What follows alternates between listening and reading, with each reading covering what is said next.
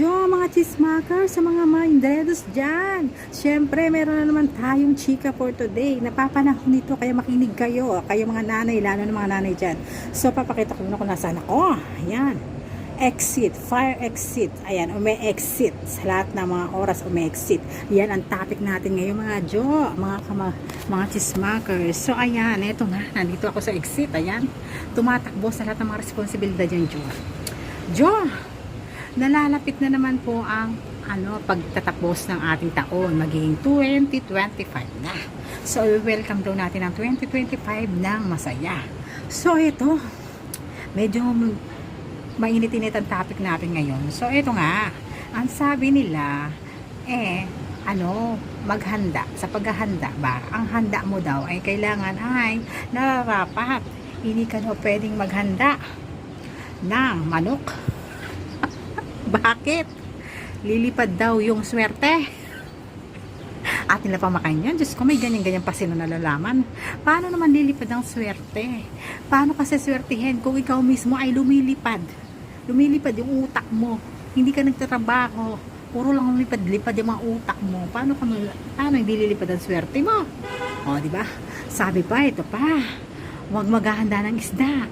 Kasi nga daw, ang isda daw ay nalulunod. Malulunod daw ang swerte. Malulunod daw ang swerte. Paano hindi naman malulunod ang swerte mo? Lulong na lulong ka sa bisyo mo. Hindi ka magtrabaho. Kung magtrabaho ka, di sana hindi ka malulunod sa mga utang. Di ba? Ikaw ang nalulunod sa mga utang sa ginagawa mo. Magtrabaho ka, magsumikap ka. Ayun. Tapos ang problema. Eto naman daw, bawal daw maghanda ng baboy. Kasi kinakayod nga daw yung baboy daw is baboy, si Marube. Diyos ko, dami niyong nalalaman. Ang sarap-sarap kaya ng lechon. Yung lechon ang aking pangarap, pero wala tayong mailechon. Ang katawan na lang natin ng lechon. Eto na nga, baboy daw.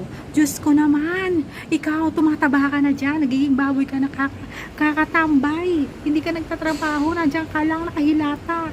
So, tumataba ka. Sinong baboy ngayon? So, kung nagtrabaho ka, hindi natagtag yung mga taba-taba mo, at saka hindi naging maayos yung mga mo, di ba? Wala sa handa-handa yan. Wala nga handa-handa pinagsasabi mo. Ito pa sabi pa, maghahanda ka daw ng mga 12 na prutas na bilog. Diyos ko, kahit na bilugin mo pa lahat-lahat ng dyan, guys. Pati kulangot mo, bilugin mo. Hindi ka talaga aasenso, hindi ka kung ikaw ay tatamad-tamad, hindi mo iaasa sa swerte ang lahat ng bagay. Nasa iyo yan. Kumilos ka para sa 2025 mo ay maging maayos. Diskarte, hindi pa swerte-swerte at sa blessing na yan. Diyos ko, nag-iinit ang ulo ko sa inyo. Ayan, ang mga mahilig umi-exit. Yung exit ng exit sa mga problema.